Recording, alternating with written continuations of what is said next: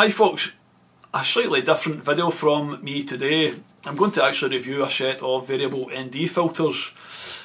Now, a company called K&F Concept, they got in touch and asked if I'd be interested in reviewing the latest variable ND filters.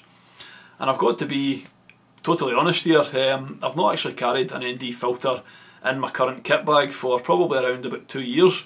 I do own various ND filters and I still use them on and off for video work, but I've not actually carried one in my bag. The main reason being, the ones I've got, I'm not going to name and shame any brands, but they don't really do their job that well. You get the dreaded black X, which is a nightmare to remove in post. But the main reason I don't actually carry one is I can't justify paying between £200 and £300 for, say, a Peter McKinnon Polar Pro variable ND filter. I would rather use that money elsewhere. So after doing a bit of research on the K&F variable NDs, the thing that caught my eye was the price. And if they do what they say on the tin, then it probably is a worthwhile piece of equipment that I'll add to my kit. Now, I've got nothing to lose or nothing to gain by doing this review, so I'm going to give you a totally unbiased opinion on these. And what better place to take a few test shots and review them than my favourite stomping ground, Glencoe.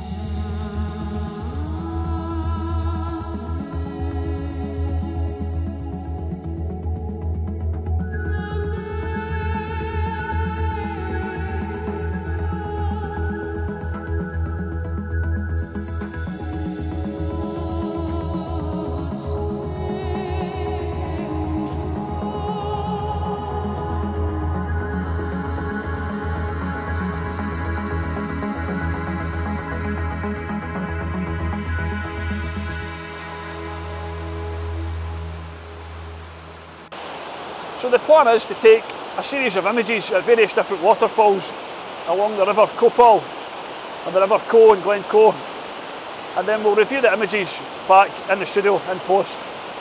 I'm hoping to get my shutter speed down to about a quarter or 1 second for these waterfalls. I don't want to completely smooth out the water, I want a bit of motion, a bit of blur and a bit of detail still kept in the water itself, which in the middle of the day it's impossible to do unless you've got a variable ND filter or some kind of ND filter over the camera. It just won't work. But yeah, I'm interested to see how these filters perform. Anyway, less talking, I'm going to get cracking here and take a few images, and I'll see you back in the studio. As you can probably hear, the audio quality wasn't that great in the last section, so I've decided to overdub. Basically what I was saying here was, settings were the same for both photos. I was shooting at f8 on aperture priority mode, ISO 50, and with the filter off that was giving me around 1/3 of a second, which is not too bad for this scene, but ideally I'd like the shutter speed a bit longer than that. You can see with the ND2 to 32 on, I can increase the shutter speed. So I took an image around 1 second, keeping an eye on the highlights all the time, don't want to overexpose the highlights.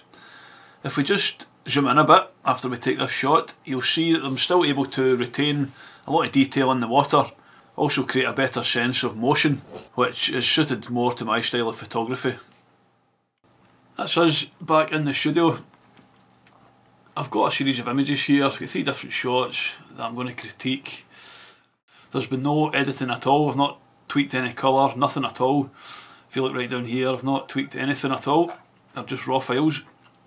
And straight off the bat, this one here, if you look up here, 1/3 of a second, f8, ISO 50, this is the one without the filter, and this one on the right, 0.8 of a second, f8, ISO 50, this is the one with the filter on. Initially, when I flick from left to right, this is the one without, this is with the filter. I can notice that there's it's not a distinct colour change, but there is definitely a slight colour change. This one here, which is the one with the filter, 0.8 of a second, is definitely slightly warmer. There's some more warmer tones coming through. It is very, very subtle, and it would be easily corrected. All we need to do is notch this temperature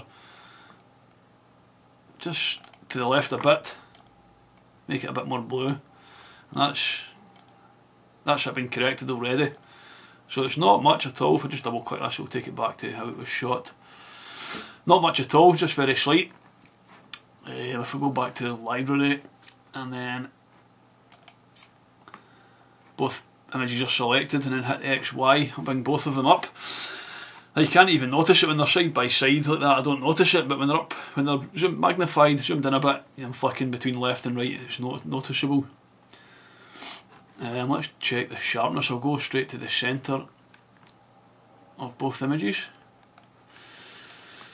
I don't see any change in sharpness at all. They are both tack sharp. I'm checking all the detail, the edges, all the wee cracks here in the rocks, and there is no difference at all.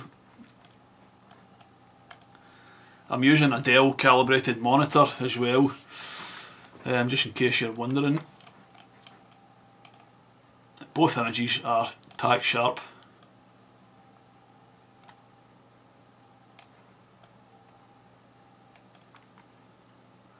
I've got the corners as well. The images are slightly softer at the corners, but that's just the lens I'm using. There's no difference at all in sharpness. Both very, very sharp. If I just zoom in, let's see, to the water here.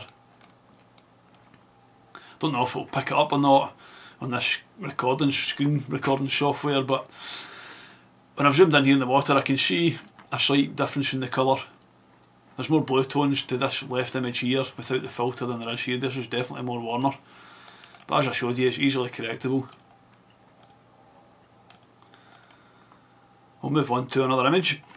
So this is the second image, and it's looking down the River Coe towards the Three Sisters here in Glencoe, and this is a little famous tree that sticks out this rock. It's a nice scene.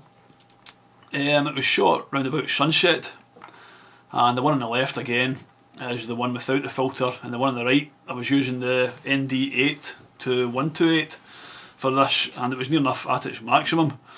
The reason for that is, without the filter, I was getting 1/4 of a second shutter speed, which would be nice if I was shooting further down looking back up the way at all these little rapids and waterfalls here, but for a scene like this I like to blur out the water completely, and the filter's done that nicely. I've got a 20-second exposure here with the filter nearly maxed out. If you look at the water, I'll just zoom in a bit here, you can see all the ripples on the left. 1/4 of a second, so that's just not long enough for my photography taste anyway, and this looks a lot better, it's a lot smoother. Probably could have done it a little bit longer just to get rid of these ripples here, but that's a lot better than the one on the left. I definitely prefer the one with the filter on. Again, there is a distinct colour change. The one on the left, there's definitely more blue tones coming through, it's a lot cooler compared to this here, and I can't actually decide which one I prefer. I like the autumnal foliage here. It's certainly popped with this filter on, but I like the blue and the shadows here, prefer that. I would normally use split toning in Photoshop and Camera Raw when I'm editing my images, especially winter scenes. I'll put some blue hues and blue tints in the shadows and I'll warm up the highlights, but as a base image to start, I probably prefer this here, the one with the filter on. The whites look more natural in the snow, and I love these colours here. Let's check the sharpness again. I'll go to the centre of the frame. There was no wind this night, so it was perfect to test sharpness. You're always, if it's slightly windy, you're always worried in case there's a slight bit of camera shake. You're not 100% sure, but there was zero wind at all here, so I know the tripod never moved once. But again, there is no difference in sharpness at all. Hopefully you can see this on the screen. Both very usable. The third image I've got here. So for this third example, again it was another waterfall shot. I'm just in front of Buccleuch of Moor. If we just get these round the right way here. The one on the left, the 6-second exposure is without the filter, and the one on the right is with the ND2 to 32 on. I was getting a 15-second exposure with the filter on. But I deliberately hung about and shot these during the blue hour just to see. I was intrigued to see how the colour temperatures, how they would turn out shooting at that time. They are both leaning towards blue hour shots, although the one on the right with the filter, the tones in the blue look more aqua than they do blue. The one on the left without the filter looks more like a blue hour shot. There was clear skies, blue skies anyway, so there should be some blue in the highlights, and this one to me just looks more natural. But if you showed me the image on the right with the filter on, I would have been none the wiser. It does look very natural. It's only because I've got them both side by side here. It's just a slight difference.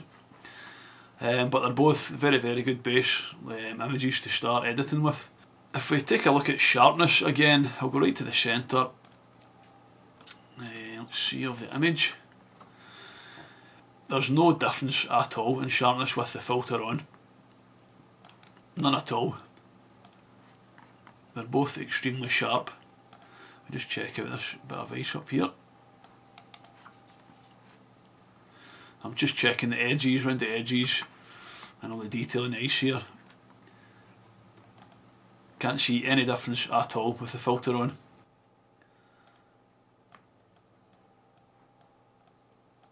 Here's just a quick image with the ND8 to 128 on at its maximum. 30 seconds exposure, just to show you the difference in the water texture. It's not a well composed image, it was just to show you the texture in the water. The booklet of more has been blocked out by the trees here, but I really like how it's turned out here. It would be nice to maybe zoom in and get a few sort of more abstract shots here with the wee rapids coming down, the water flowing down between the rocks. There's loads of detail in the rocks. And you've got the juxtaposition with the smooth water against the harsh rocks. I think that would look really nice as a couple of abstract images. But yeah, just a wee extra shot here.